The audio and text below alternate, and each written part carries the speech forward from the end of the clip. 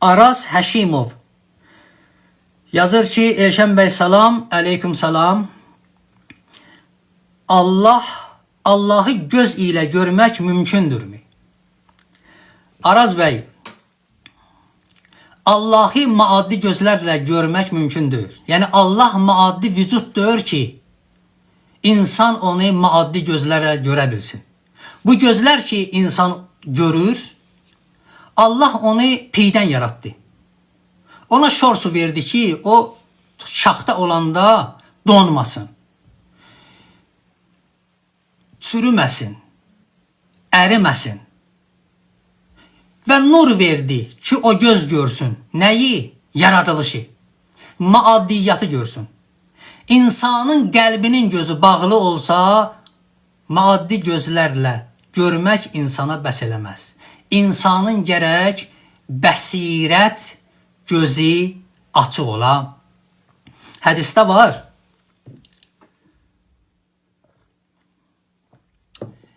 Həzrəti Peyğəmbər Əbazərə nəsiyyət eləyir. Deyir ki, Əbazər, çox gözəl sözdür. Buyurur Əbazər, Avğud Rəbbək ki ənnəkə tərahu. İnlə təkum tərah və huvə yərəkə. Çox dəyərli, qiymətli sözdür. Deyir ki, Əbazər, ibadət elə Allahı.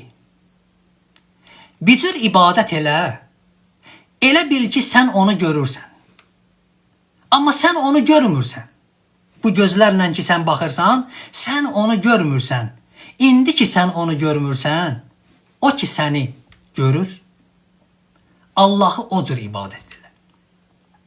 İnsan əgər yəqinlik tapsa ki, Allah məndən buradadır.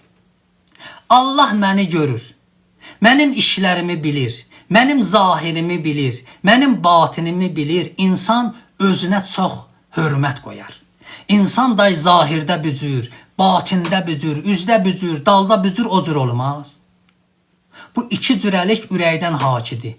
Ürəkdən əmr alır, dəstur alır ürəkdən. İnsanın yəqini olsa ki, Allah məni görür, mənim işlərimi bilir, İnsan xəlbətdə günah eləməz. İnsan hərama düşməz. İnsan həram fikirləşməz.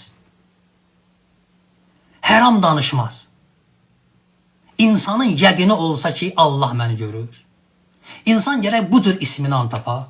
Bu cür isminan tapsa